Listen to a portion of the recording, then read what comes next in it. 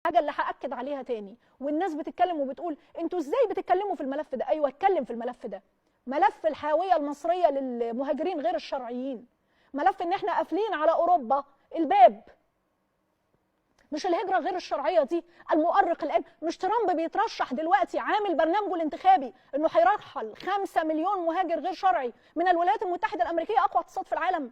مش ده جزء من مشروع الرئيس الامريكي الجديد اللي بيخاطب بيه الناخبين وبيغازلهم؟ لما يكون 5 مليون مهاجر ضاغطين على الاقتصاد الامريكي بالشكل ده، امال ال 9 مليون مهاجر غير شرعي اللي لو منهم عدينا المقيمين اللي واخدين التصريحات عشان بنميز وبنفرق، واللاجئين اللي تبع المفوضيه وبيجي لهم دعم، واحد يقول لك اصل انتوا خدتوا مش عارف المفوضيه بتاخد، هي المفوضيه بتدينا؟ المفوضيه بتقبضهم وبتديهم هم، ما بتديناش احنا. يعني بتتحملهم هم، ما بتتحملناش احنا، ويا ريتها متحملاهم كلهم. لو هم 150,000 في المفوضيه ولا 200 ولا ايا كان الرقم اللي تصاعد دلوقتي بعد التوثيق اللي بيحصل، لا في الاخر انت اللي متحمل. اصل هم بيشتغلوا ايه اذا كان هو اصلا معهوش تصريح اقامه عشان تقول لي هو بينتج في الاقتصاد؟ هو منتفع من كل شيء، ومقدرين ده وعمرنا ما اتكلمنا فيه. بنقول عليهم ضيوفنا الكرام ال 130 دوله اللي موجودين من اقصى افريقيا الى اقصى الارض، ما عندناش مشكله. انتوا موجودين يا جماعه، وظروف فرضت نفسها والدوله المصريه بتقدر الجميع، وعندنا حاله انسانيه وقافلين ابوابنا عن البحر. ليه؟ لاننا كنا يعني عندنا طاقه نتحمل ده. لكن هدخل حرب وانا في ظهري 8 مليون ولا 9 مليون ما اعرفش توجهاتهم وعقيدتهم السياسيه وبيكرهوا البلد ولا بيحبوها، مين هيدخل حرب في الوضع ده؟ انا قافل بوابات اوروبا؟ لا، هتكلم واقول هفتح البوابات الخاصه بيا. ده خطابنا احنا الشعبي، الخطاب الصحفي، الخطاب التحليلي. ايوه من ضمن ادواتنا ان انا عندي حاويه لاجئين عددها كبير جدا، عامله لي يعني ضغوط على كل الاصعده، وديموغرافيتي بتتغير على الارض، وبخاطبهم كل يوم اقول لهم والنبي تعالوا وثقوا. ولسه بنقول تاني ان مجلس الوزراء لسه من فتره يا دوب بدا يدقق الاعداد، متحملينهم في صحه وفي غيره وفي غيره، ما بنتكلمش ما بنقولش حاجه عشان احنا ناس شرفاء ومحترمين، ما بنتاجرش بالناس، ما بنتاجرش بمقاسيهم. لكن لو انا هدخل حرب انا اشيل شيله غيري ليه؟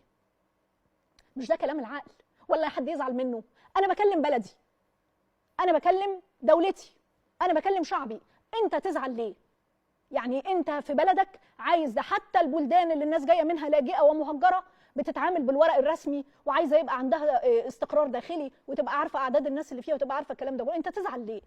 تزعل ليه انت من الكلام ده؟ ايوه احنا عايزين نبقى عارفين عندنا مين وعندنا كام وتوجهاته ايه وشكله ايه، زي ما احنا كمصريين عارفين. يتعامل زيه زينا، يتميز عننا ليه؟ ويستخبى ليه؟ ويبقى مش باين ليه؟ ولما اجي ادخل حرب اتحمله ليه؟ ما اتحملوش. في ناس كتير منهم جدا نفسهم يطلعوا على اوروبا وبيحلموا بحياه اوروبا والنجاحات في اوروبا. اتفضل حضرتك يعني توجه الى اوروبا، مفيش اي مشكله. انا كمان هحمي امني الداخلي وادافع عن القضيه العربيه بطولي، اخوض حرب لوحدي، وكمان احمي امن اوروبا. مين يستحمل ده؟ فالحقيقه المشهد مشهد عجيب، وعلى العالم ان ينتبه. الخارجيه المصريه بتقول والدوله المصريه بتقول وبيانات رئاسه الجمهوريه بتقول واحنا بنقول، عشان بيقول لك اصل خطابهم الاعلامي والصحفي والداخلي خطاب متزن. لا، احنا متزنين عشان بلدنا متزنه، انما احنا دماغنا جايبه اخرها. العداد التشغيل المصري جايب اخره عند الناس. انت ضغطت عليا اقتصاديا، ورطتني في عمق الازمه، وانا اصلا كان عندي ازمه نتيجه حاجات داخليه. فانت جيت من الخارج مصدر لي ازمات مضاعفه، بقى قناه السويس وايه، وبقى عندي مشاكل في السلع وعندي واسعار عماله تعلى. هي مش ازمه بازمه؟ هو انا مش في عمق ازمه؟ خلاص ازمه بازمه مفيش مشكله، بس انا هجيب حقي. انت فاكر ان انت هتضغط لاقصى درجه عشان تورط المصريين والدوله المصريه وعيالنا وجيشنا ومقدراتنا في حرب؟ مفيش مشكله، بس هجيب حقي. مش هتبقى طلقتين في الهوا لما توصل ان انت هتصفي تاريخ امه. القضيه الفلسطينيه كلها تتصفى على حساب المصريين، وسينا اللي دمنا الاف السنين رايح فيها يتصفى دلوقتي. لا، انا ما عنديش مشكله في الازمه الاقتصاديه خالص على فكره، هيبقى عندي مشكله ان انا ما اجيبش حقي منك. ومسؤوليه تاريخيه ان هذا الوطن بشعبه بجيله بعسكريينه بسياسيينه بنظامه السياسي برئيس الجمهوريه بالكل انه تتصفى القضيه على حسابه. ده مش هيحصل. عشان كده كانت التصريحات المبكره من الرئيس عبد الفتاح السيسي لا للتهجير، واخط احمر ومرفوض ولن يقبل ولن يطبق. انت بقى عمال تصعد مجانين في حكومه نتنياهو هناك، وعمالين والخطاب تتفرج على الاعلام العبري، حاجه مهزله مهزله الاعلام الصهيوني الاسرائيلي. واعمل وخلي ومصر هتتقبل، ومصر مين اللي هتتقبل وتستحمل؟ ده المصريين جايبين اخرهم، ده المصريين لو اتسابوا على الصهاينه يعني مش هيبقى في حاجه اسمها اسرائيل. فانت تحترم السياسه المصريه المتزنه والمراوغه اللي بتحصل والنمره بقى. هم عايزين يعني بالبلدي، انا بكلم حضراتكم النهارده ببساطه لان المشهد لا يحتمل الحقيقه اي طبطبه على اي حد.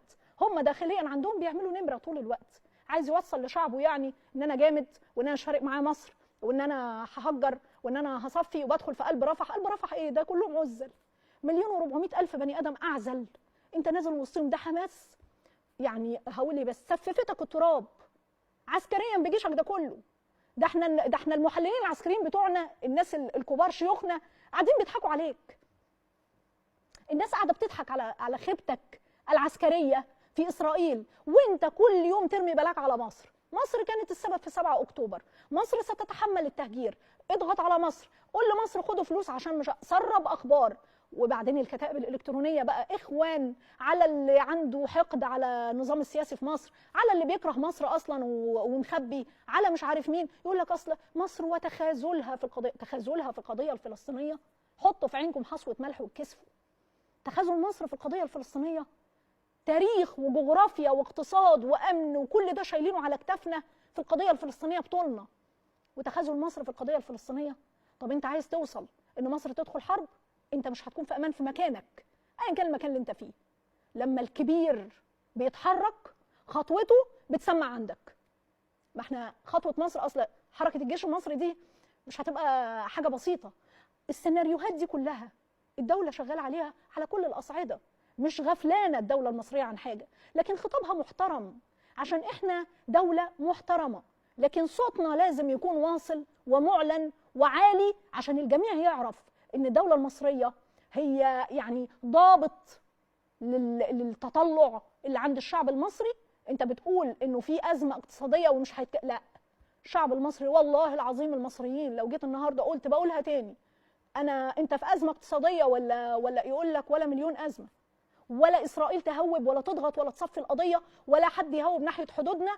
وزي ما قلت امبارح هقول تاني، الناس هتطلب الرد في عمق الكيان الصهيوني، الرد في تل ابيب مش على الحدود.